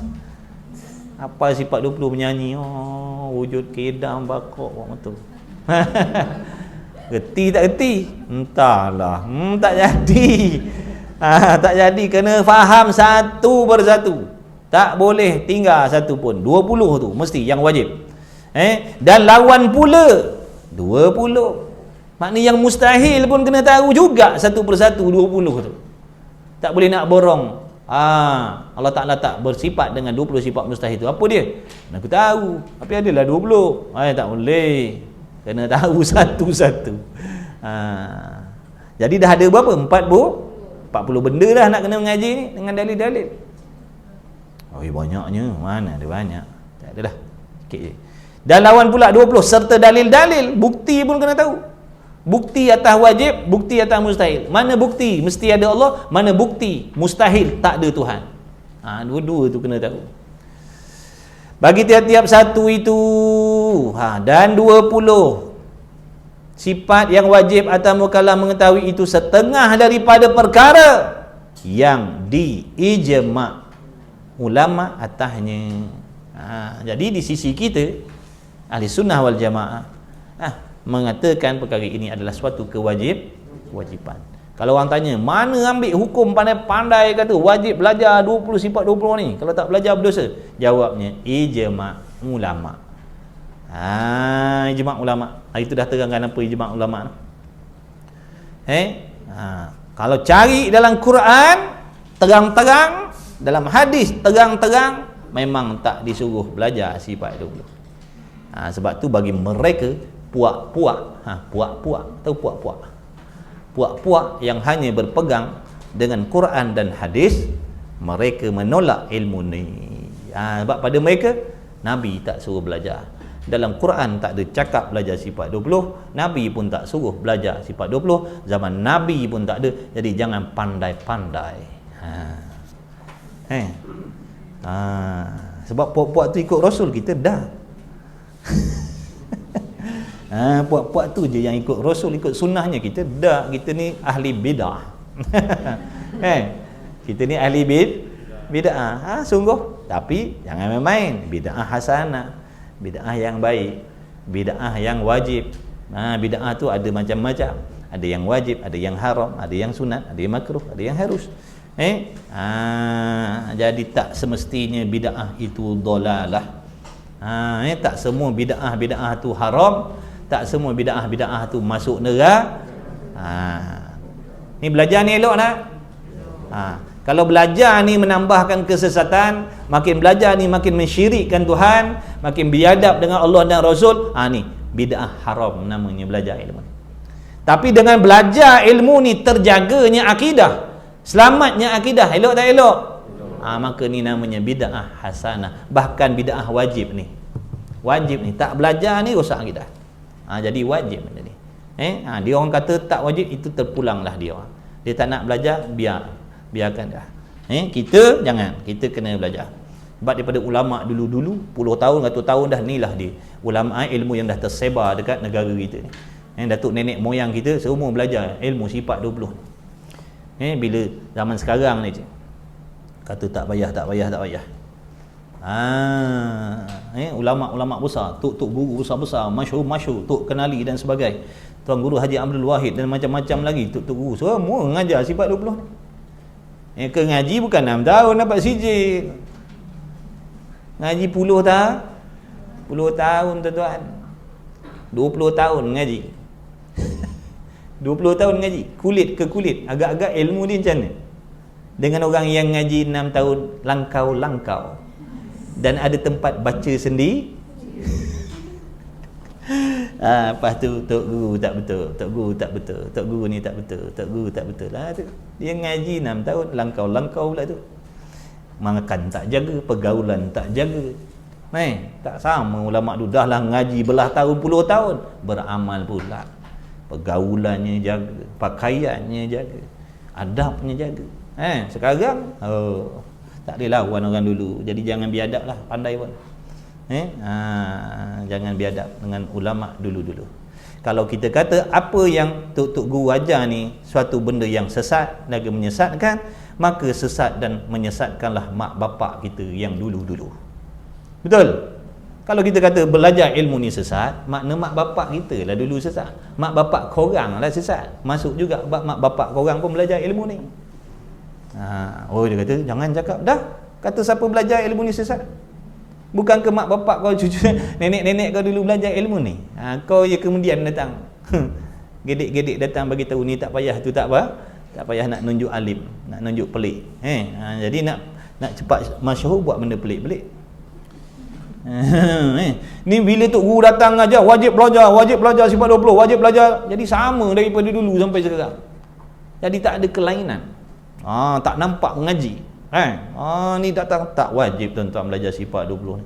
Nak belajar pun boleh, tapi kalau tak belajar pun bagus. Baru nampak mengaji luar sikit. Baru lain daripada orang, baru masyhur. Solat subuh menjadi sunat abad bagi kita, doa kunut. Tak baca doa kunut, sunat sujud sahwi. Daripada dulu datang kemudian tak payah doa kunut tuan-tuan. Di sebelah-belah timur mana sana tu, mana ada doa kunut. Baru lain sikit, baru nampak mengaji jauh. Faham tak faham ni? Tu tu malah nak cakap kasar-kasar cakap lembut-lembut macam tu.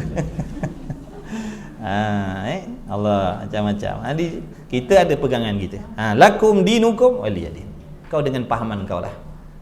Mudah-mudahan betul lah. Aku dengan pahaman aku. Ada alasan aku. Ni macam alasan kita tak belajar ni, makna kita takkan faham tentang Allah Ta'ala. Kita takkan faham sifat-sifat Allah dengan sebenarnya. Jadi bagi diri kita baik belajar ilmu ni. Bahkan kita ni orang yang berpegang kepada Quran, hadis, ijma' ulama' dan juga qiyas. Tapi mereka pegang dua je. Ijma' dia tolak, qiyas pun dia tolak. Sebab tu banyak berlawan dengan kita. Sebab tu banyak berlawan, bertembung dengan kita. Dia kata tak ada dalil kerana dia hanya berpegang kepada Quran dan hadis semata-mata. Dia pun ijma' ulama' mereka tak nak pakai. Mereka tolak.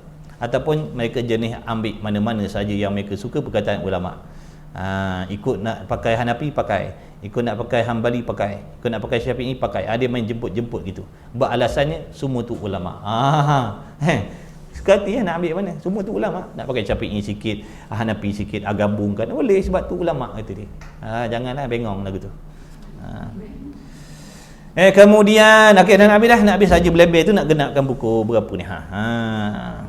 Jadi wajib atas mukallaf ni sebab ijma' ulama' tuan-tuan. Kalau orang tanya mana dalil, kata ijma' ulama'.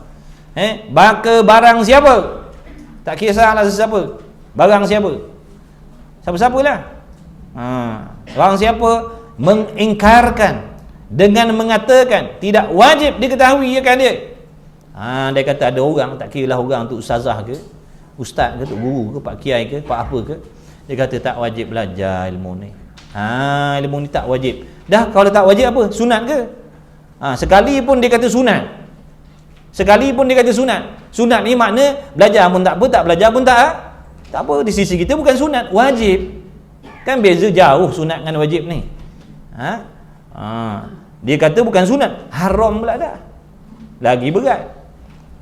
Beda haram belajar. Maka barang siapa yang mengingkarkan dengan mengatakan tidak wajib diketahui akan dia, maka jadi kafir. Sebab apa pula boleh jadi kafir kata? Kalau orang cakap macam tu, kerana ia mengingkarkan ijma', lagi pula mengingkarkan ada Tuhan. Kerana ada Tuhan itu setengah daripada sifat 20 itu. Maksudnya ada Tuhan, kuasa Tuhan ini adalah perkara yang dibincangkan di dalam ilmu sifat 20 ni. Jadi kenapa nak larang? Jadi kalau dia kata tak boleh belajar ilmu sifat 20 ni, ibaratnya begini, tak boleh belajar dan ambil tahu apa maksud ada Allah. Tak boleh ambil tahu apa maksud kuasa Allah, apa maksud sedia kala Allah, apa maksud ketunggalan Allah. Dah sebab itulah yang dibicarakan dalam ilmu tauhid ni. Jadi kalau dia kata tak boleh belajar, maksudnya jangan ambil tahu tentang ada Allah, tentang sedia kala Allah, tentang ketunggalan Allah. Pergi tanya dia, boleh tak nak ambil tahu tentang ada Allah? Boleh tak saya nak fahamkan apa maksud kekuasaan Allah agar saya dapat membezakan dengan kekuasaan yang ada pada makhluk? Kuasa pada Allah, bagaimana kuasa pada makhluk, bagaimana? Cuba tanya dia, boleh ke tidak? Kalau dia kata boleh, dah kenapa larang saya belajar sifat 20? Sebab sifat 20 tu yang saya belajar. Bukan sifat 20 ni ajar orang suruh i'tikad Tuhan tu lemah. Ada Tuhan selain Allah? Bukan. Tanya dia balik, kenapa tak boleh? Tak alasan. Habis dia nak cari betul-betul bulat-bulat sebut dalam Quran, baru boleh. Kalau tak ada perkataan tu bulat-bulat dalam Quran hadis, ni tak boleh. Dia jenis luruh benda macam tu. Banyak aja benda yang tak sebut dalam Quran terang-terang, jelas-jelas.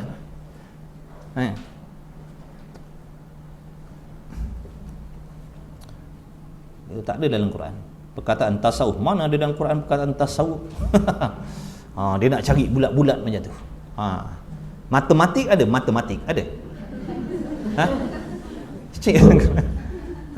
Dah dilurus. Biologi ada? Geografi ada sebut terang-terang? Pelik sungguh. Tuhan, jadi kerana ia mengingkarkan ijma' dan pula mengingkarkan ada Tuhan, kerana ada itu setengah daripada sifat mana yang dibincangkan dalam ilmu sifat 20 tu. Bererti orang yang menolak, yang kata tak payah belajar ataupun tak wajib belajar ni, jangan belajar ni, bererti tidak boleh kata Tuhan ada dan sebagainya. Maknanya dilarang kita ni duk belajar, ambil tahu tentang ada Tuhan, sedia kala Tuhan dan sebagainya. Maka orang yang tak boleh berkata dengan ada Tuhan itu orang kafir, wal a'yadzubillah min dzalik. Demikian lagi tidak sah iman dan jadi kufur di sisi Allah Ta'ala. Siapa orang yang tak beriman, yang tak sah iman sisi Allah ni? Orang yang tak peduli ada tak kata, tiada pun tak kata, bahkan senyap semata-mata, ataupun bahkan semata-mata senyap. Maksudnya apa ni? Orang yang tak peduli tentang Allah. Dia tak ada i'tikad langsung Tuhan tu ada ke tak ke, tak ada dalam komus hidup dia. Ada Tuhan ke tak ada masa nak fikir benda ni. Yang dipikir nak kaya, nak hebat, nak masyhur, banyak duit, banyak harta, tu yang dipikir. Makan minum, berbini, beranak, tu. Tuhan ada ke tidak? Tak ada masa nak fikir. Ikutlah mana-mana pun boleh kata dia. Na'udzubillah min zalik. Orang macam ni kafir sisi Allah. Islam sisi manusia. Sisi Allah kafir. Sebab apa? Dia tak ada pegangan. Dia tak ada pegangan tu Tuhan ni ada ke tidak. Mana-mana pun boleh lah, tak kisahlah. Na'udzubillah. Dia tak ada pegangan tentang Allah. Makna pada dia ada pun tak apa, tak ada pun ikutlah. Bukan kerosak akidah. Tapi dia rosak akidah kafir sisi Allah lah, sebab dia tak nyatakan kat mulut dia. Kalau dia cakap terang-terang, aku tak peduli Tuhan tu ada ke tidak, tu terang-terang murtad dah. Na'udzubillah. Ini tak dalam hati dia. Ada ke tak ada Tuhan yang tak ada masa lah nak memikir lah, ikut aku orang lah. Na'udzubillah, macam-macam. Adapun pada zahir, pada luaran, pada pandangan mata kita, dihukumkan akan dia orang yang tak peduli tentang i'tikad ni. Dia itu maksudnya, mafhumnya orang yang tak peduli tentang i'tikad tentang Allah ada ke tidak, sungguh ke tidak Allah ni begini dan begitu. dihukumkan pada zahirnya Islam. Zahirnya Islam lah. Jika ia berasal daripada keturunan orang Islam, maka wajib atas orang yang hidup membicarakan, yakni menguruskan kematiannya apabila mati. Apabila dia mati, wajiblah kita ni meraikan seperti mana orang Islam lain. Sebab kita tak tahu hati dia begitu. Cuma di sini dia nak bagi maklumat, orang yang macam tu pegangannya adalah orang yang kafir sisi Allah. Siapa dia? Kita tak tahu siapa. Siapa dia? Mana kita tahu. Ini pedoman, ini undang-undang dia, undang-undang akidah. Bukankah dulu awal kitab dia dah bagi tahu agama tu maknanya undang-undang? Undang-undang apa? Ada undang-undang ibadah, ada undang-undang akidah. Ini undang-undang akidah lah. Maknanya orang yang macam tu, maknanya dia dah langgar undang-undang akidah. Semayang ada undang-undang, langgar undang-undang semayang, tak sah semayang. Akidah ada undang-undang, langgar undang-undang akidah, tak sah akidah. Jadi siapa yang langgar? Mana kita tahu? Siapa-siapa yang langgar? Kita tak tuduh sesiapa. Kita tak tuduh sesiapa kafir ke. Kita tak tuduh, kita bagi maklumat. Siapa langgar lampu merah, kena saman. Siapa? Mana aku tahu? Siapa yang langgar? Tak langgar duduk dia diam. Ni tak langgar pun bising. Dah tak langgar duduk dia diam lah. Samalah macam ni. Kapi. Oh, dia kata mengajar ngapikan orang. Siapa pula ngapikan orang? Bukankah hukum kapi Islam tu memang untuk orang? Untuk kambing. Kambing tak ada halal haram. Mana-mana kambing yang tak mengaji sifat 20, rosaklah akidahnya. Mana ada? Pun masalah juga orang ni. Artinya kata atas orang, sikit kata atas orang, dah nak kata atas siapa? Dah memang agama tu suruh kata atas orang, kata lembu. Macam-macam lah. Wallahu alam. Saja belebek sikit-sikit lah. Mudah-mudahan ni insya-Allah, mudah-mudahan dengan berkah doa. Ni mari sama-sama kita mensedekahkan Fatihah. Kepada siapa tu? Allahumma salli ala Muhammad. Saya tak tahu namanya. Tuan-tuan niatkanlah ni pahala pengajian kita hari ni dan suratul Fatihah, kita niatkan sedekahkan untuk beliau. Begitulah juga sekalian muslimin muslimat, mukminin mukminat yang dah pergi, semuanya lah masuk mak ayah kita, andai kata yang dah pergi, datuk nenek moyang kita, mudah-mudahan kita niatkan, andai kata adalah ganjaran pahala yang Allah Ta'ala kurniakan pada kita pada hari ini dengan majlis ilmu ni, mudah-mudahan begitulah juga dengan Fatihah kita, mudah-mudahan Allah Ta'ala sampaikanlah kepada almarhum insya-Allah khususan li hadhihi niyyah al-Fatihah. A'udzu billahi minasyaitonir rajim. Bismillahirrahmanirrahim. Alhamdulillahi rabbil alamin arrahmanir rahim maliki yaumiddin. Iyyaka na'budu wa iyyaka nasta'in. Ihdinas siratal mustaqim. Siratal ladzina an'amta 'alaihim ghairil maghdubi 'alaihim waladdallin. Amin. Rasanya semua dah maklum tak? Maklum dah tak? Insya-Allah. Bismillahirrahmanirrahim. Alhamdulillahirabbil alamin wassalatu wassalamu ala asyrafil anbiya'i wal mursalin wa ala alihi washabbihi ajma'in. Allahumma shalli wa sallim ala sayidina Muhammad wa ala ali sayidina Muhammad. Subhanaka la nuhsi thana'an 'alaika anta kama athnaita 'ala nafsik, falakal hamdu qabla ridha wa lakal hamdu ba'dahu idza radita 'anna da'iman abada. Allahumma awsil thawaba ma qara'nahu wa barakata ma talawnahu wa sallayna 'ala nabiyyika sayyidina wa maulana Muhammad sallallahu alaihi wasallam wa ma halalnahu wa kabbarnahu hadiyatan wa rahmatan minka nazilatan nuqaddimuha wa nudiha ila hadratin nabiy sallallahu alaihi wasallam ziyadatan fi syarfil 'azam thumma ila arwahi abaihi wa ikhwanihi minan nabiyyin wal mursalin wal malaikatil muqarrabin wal muqarrabin thumma ila anbiya wal awliya wal syuhada was salihin wal ulama il amilin wal a'immatir rasyidin thumma ila arwahil arba'atil a'immatil mujtahidin la siyama imamuna asy-syafi'i wa muqallidin fid din thumma ila arwahi awliya illah salihin thumma ila arwahi ahli al-ma'la wa shubaykati wal baqi wa jami'i arwahi ahli al-qubur minal muslimin wal muslimat wal mu'minin wal mu'minat alladhina ijtama'na hahuna bisababihim wa tulil qur'anu 'azimu min ajlihim fa innaka anta a'lamu bihim wa bismihim ghaniyyun an 'adzabihim ya akramul akramin awsilillahumma thawaba dhalika ilaihim Allahumma ighfir lahu warhamhu wa'afihi wa'fu anhu Allahumma ighfir lahu warhamhu wa'afihi wa'fu anhu Allahumma ighfir lahu warhamhu wa'afihi wa'fu anhu Allahumma ighfir lahum warhamhum wa'afihi wa'fu anhum wa akrim nuzulahum wa wasi' madkhalahum waghsilhum bil ma'i wath thalji wal barad wa naqihim min adh-dhunubi wal khataaya kama yunqqa ath-thawbu الأبيض من الدنس وأبدلهم دارا خير من دارهم وأهلا خير من أهلهم وزوجا خير من زوجهم وأدخلهم جنة وأعذهم من عذاب القبر وفتنتهم من عذاب النار واجعل اللهم ثواب مثل ثواب ذلك في صحائفنا ووالدينا ومشايخنا ومن حضرنا من غاب عنا من المسلمين أجمعين برحمتك يا أرحم الراحمين واكتب اللهم السلامة والعافية علينا وعليهم وعلى عبدك الحجاج والغزاة والزوار والمسافرين في البر والبحر من المسلمين وقنا شر الظالمين وانصرنا يا الله على القوم الكافرين يا مجيب السائل واختم لنا يا الله منك بخير يا أرحم الراحمين اللهم ربنا انفعنا بما علمتنا ربنا علمنا الذي ينفعنا ربنا فك أهلنا وقربت لنا في ديننا مع أهل قطر أنثى وذكر اللهم خلصنا مما أنا فيه خلاصا جميلا اللهم يا مقلب القلوب ثبت قلوبنا على دينك وعلى طاعتك برحمتك يا أرحم الراحمين اللهم وفقنا لطاعتك وترك المعاصي ظاهرا وباطنا وتمم تقصيرنا وتقبل أعمالنا برحمتك يا أرحم الراحمين ربنا ظلمنا أنفسنا وإن لم تغفر لنا وترحمنا لنكون من الخاسرين ربنا آتنا في الدنيا حسنة وفي الآخرة حسنة وقنا عذاب النار وأدخلنا الجنة مع الأبرار بغير حساب برحمتك يا أرحم الراحمين وصلى الله على سيدنا محمد وعلى آله وصحبه وبارك وسلم الحمد لله رب العالمين تقبل الله مني ومنكم إنه ومنكم تقبل يا كريم